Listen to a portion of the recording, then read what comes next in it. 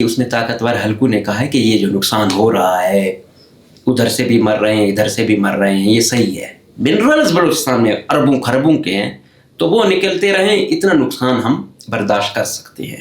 مہرنگ والا کیس عدالت میں چلا گیا، پھر 3 MPO کے تحت، پھر عدالت کو نئی سوجی، عدالت کے پاس گئے تھے کیا لینے، عدالت کو بھی شوق چڑھا کہ آپ اپنا حلف نامہ دیں کہ آپ ریاست سے مخلص ہیں یا نہیں ہیں۔ اب عدالت ہے، یہاں پہ کنٹیمپٹ آف کورٹ ہے، 100 چیزیں ہیں، لیکن اب ہم کیا کریں؟ اس چیز سے ڈریں جو حقیقت ہے وہ بیان کریں، جو جس پہ ضمیر بھی مطمئن ہوتا ہے، یا پھر ڈر خوف سے بس اپنا ضمیر بیچ کے یا پھر چپ رہیں کہ یہ ڈر ہے یا وہ ڈر ہے۔ تو یوتھ کا، اور پھر اسپیشلی اسی چیز کو، آج میں ایک BLF کے کمانڈر کا بیان بھی پڑھ رہا تھا، تو وہ جو تھا وہ اسی چیز کو جواز بخش رہا تھا کہ ہاں ہم کہتے تھے آپ کو کہ ڈیموکریٹک وے میں کوئی حل ہے آپ لوگوں کے پاس، اس سسٹم میں، اس قانون آئین کے مطابق آپ لوگوں کو حقوق ملیں گے، انصاف ملیں گے، تو یہ خام خیالی ہے۔ یہ تمام چیزیں طاقتور حلقے یا اسٹیبلشمنٹ کے ہاتھ میں ہیں۔ عدالتیں بھی شاید انہوں نے بھی ہینڈز اپ کر لیے ہیں، ججز نے بھی 26ویں ترمیم کے بعد اپنا وہ کر دیا ہے کہ اب ہمارے پاس شاید اس طرح کی آزادی نہیں ہے، یا اب ہم اس طرح فیصلے نہیں دے سکتے۔ یہاں پہ سیاسی انجینئرنگ نے اتنا وہ کر دیا ہے کہ خلا رہ گیا ہے عوام اور اداروں میں، اس طرح ہم آہنگی نہیں رہی ہے کہ بھائی یہ انٹیلیجنس والے یا CTD ہے یا SI ہے، یہ اٹھاتے ہیں، لاپتہ کرتے ہیں، تشدد کرتے ہیں۔ ادھر کا وہ آپ دیکھو تو دوسری جانب جو حالات سے یا کسی بھی وجہ سے BLA کا کمانڈر بنا، وہ اس کی نفسیات کیا ہوگی، وہ کس ایکسٹریم پر ہوگا، پھر یہی نتیجہ ہے کہ وہ سوسائڈر تک چلا جاتا ہے۔ پھر میں نے کہا کہ باقی صوبوں اور یہاں میں فرق کیا ہے؟ باقی صوبوں میں کچھ ترقی ہے، کچھ زندگی ہے، کچھ پیسہ ہے۔ یہاں پہ آپ دیکھتے ہو ایک تو پہاڑ ویسے معدنیات سے بھرے ہوئے ہیں، لیکن وہ بھی ان لوگوں کو میسر نہیں ہے۔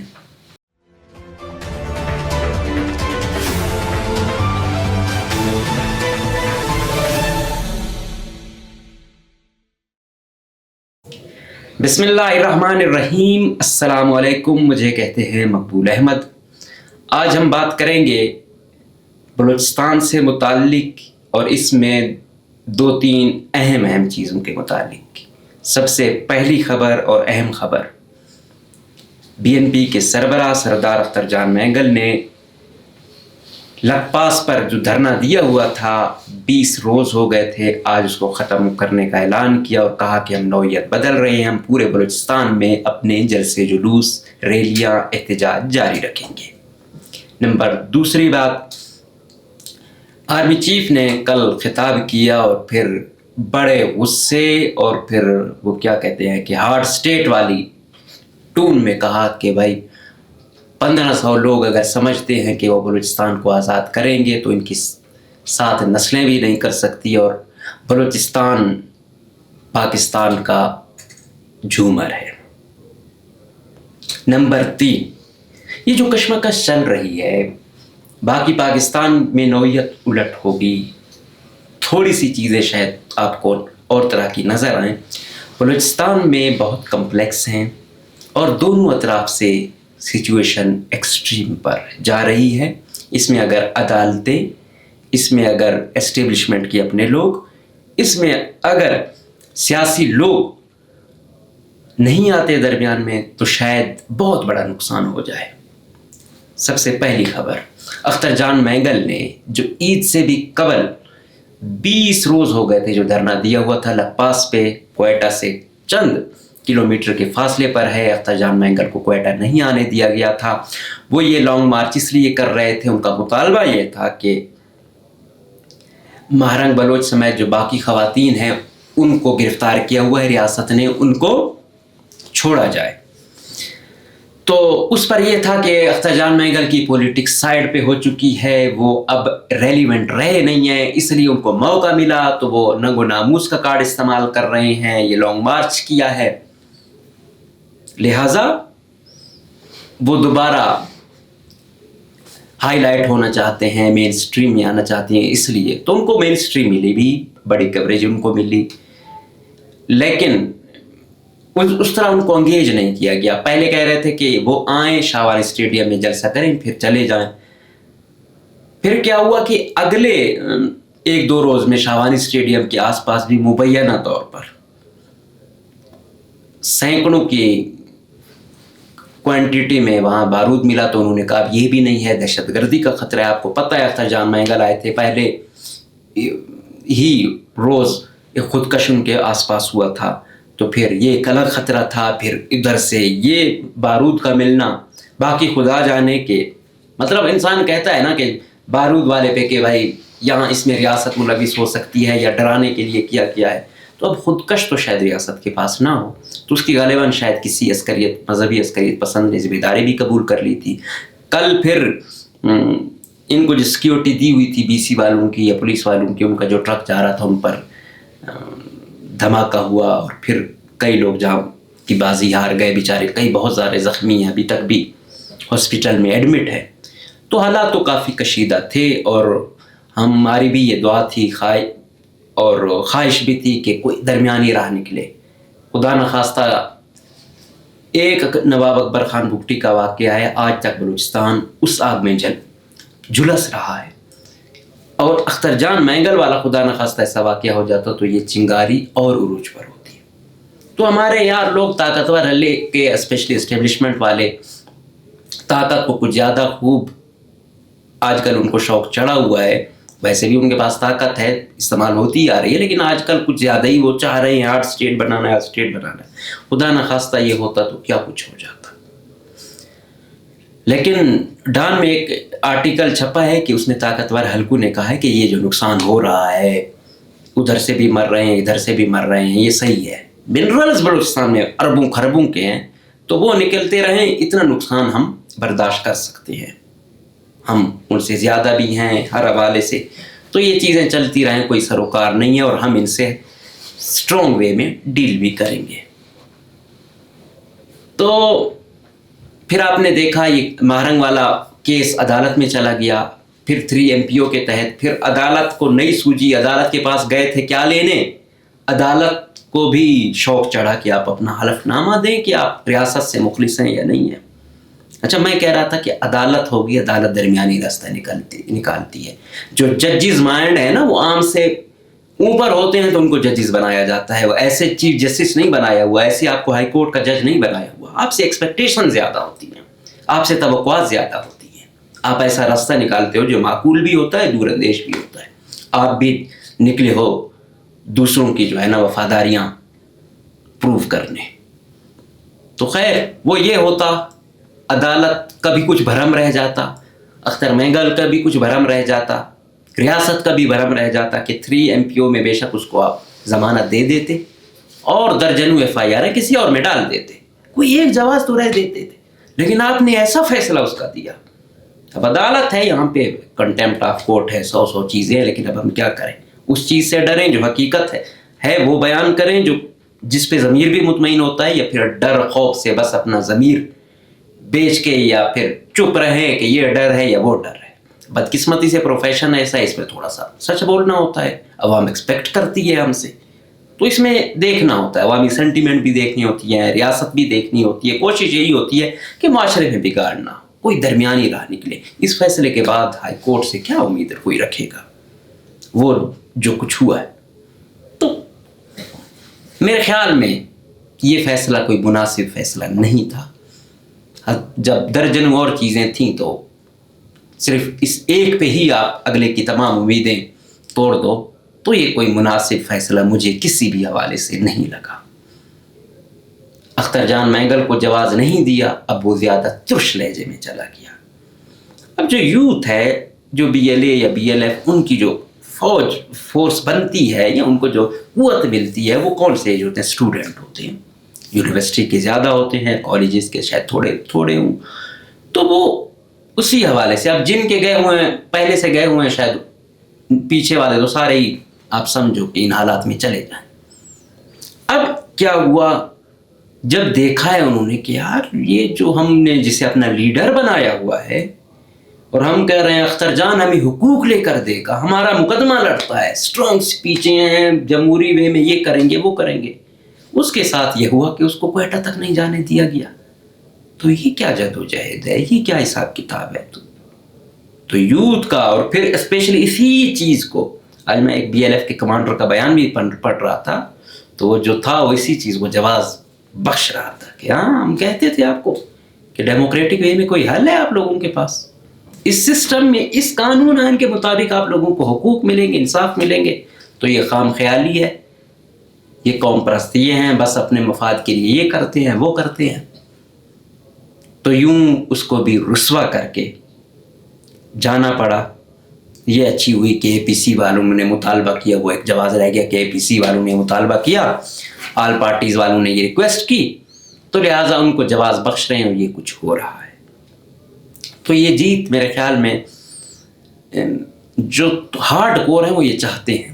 میں یہی کہہ رہا تھا کہ مہرنگ لوگ جب گئے تھے، BYC والے جب اسلام آباد میں گئے، ان سے برابر طریقے سے ڈیل کرتے، کچھ ریلیف مل جاتا، کوئی 2-3 لوگ آ جاتے تو اس کا اچھا امپیکٹ پڑتا۔ لیکن جس انداز میں پانی، جس انداز میں گرفتاریاں کچھ ہوا، تو یہ تو پہلے سے ہی تلخ ہو کے جا رہے تھے، وہ تلخی مزید بڑھ گئی۔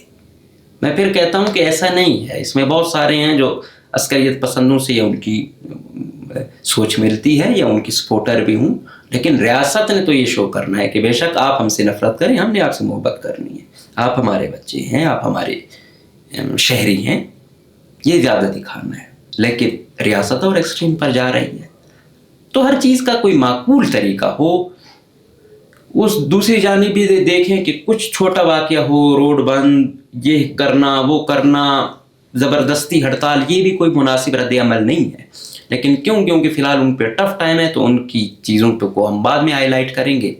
ابھی ہمارے جو موضوع ہیں وہ طاقتور حلقے ہیں، عدالتیں ہیں، سیاسی لوگ بالکل ہی ریلیونٹ ہو چکے ہیں، کوئی سروکار نہیں ہے پیپلز پارٹی کو یہاں کیا ہو رہا ہے، کوئی وہ نہیں ہے نون لیگ کو یہاں کیا ہو رہا ہے۔ نواز شریف کے پاس گئے کہ کوئی درمیانی راستہ نکال لیں، انہی کے جو یہاں پہ پارٹی ان کی وفاداری یا کسی اور کے جو ہیں، انہوں نے پریس کانفرنس جھاڑ دی اور پھر کہیں کا نہیں چھوڑا۔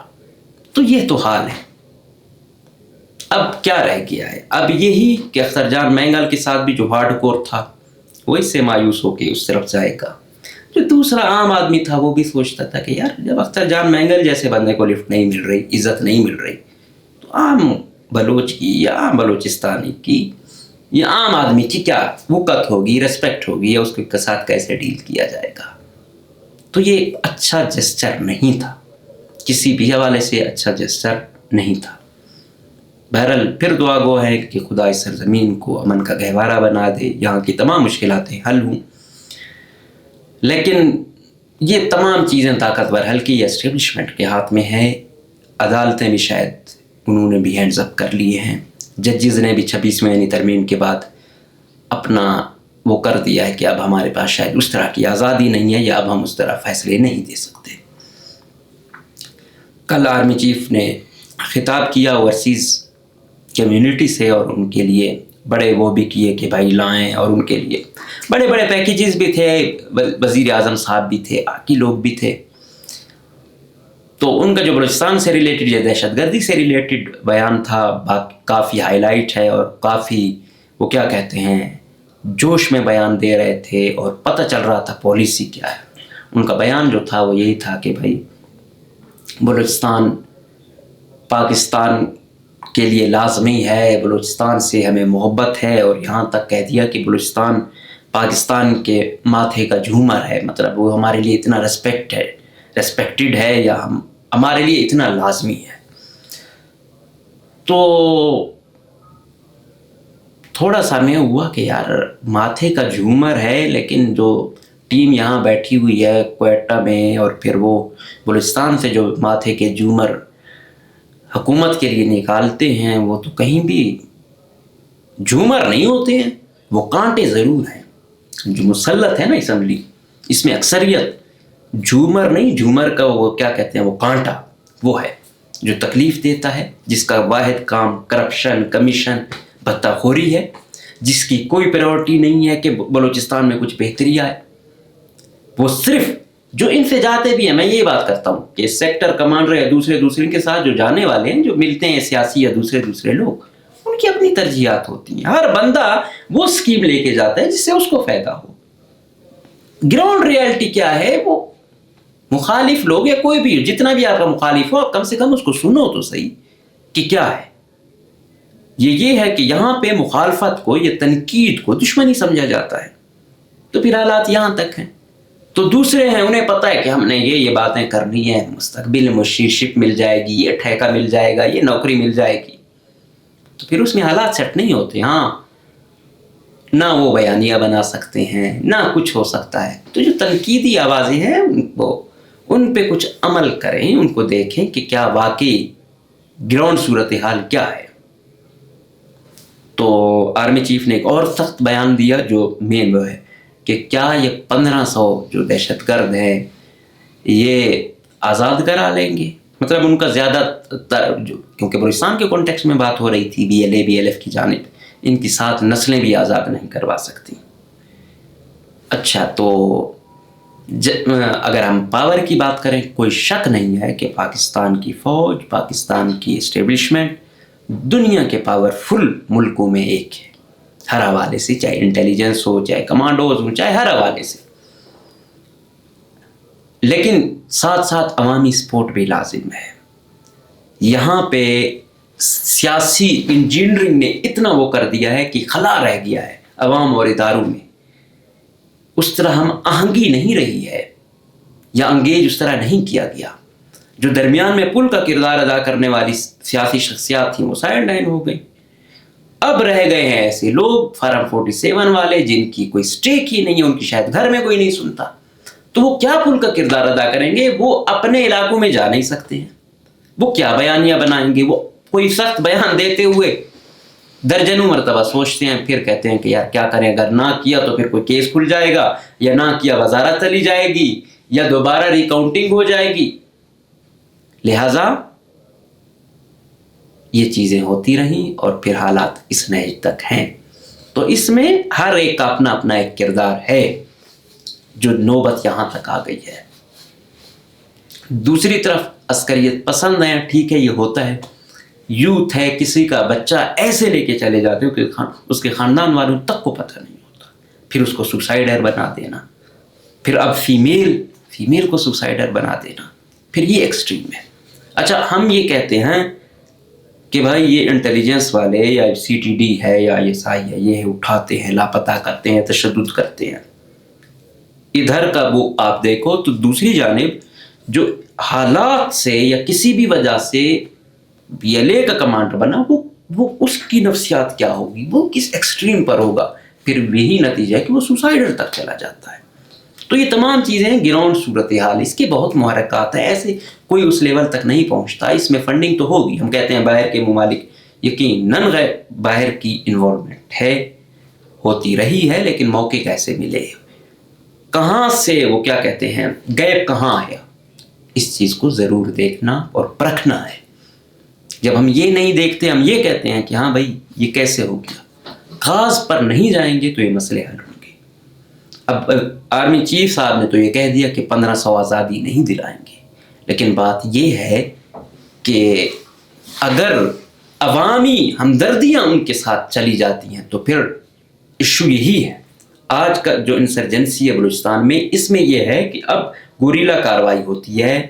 پہلے یہ ہوتا تھا پہاڑوں میں ادھر ادھر، اب کاروائی کر کے آس پاس کہیں چلے جاتے ہیں، پتہ ہی نہیں ہوتا، تو کہیں نہ کہیں مقامی حمایت ان کو حاصل ہے۔ اور ویسے بھی گوریلا جنگ جو ہے وہ عوامی سیلاب میں ہی زندہ رہ سکتی ہے، عوامی حمایت میں ہی زندہ رہ سکتی ہے۔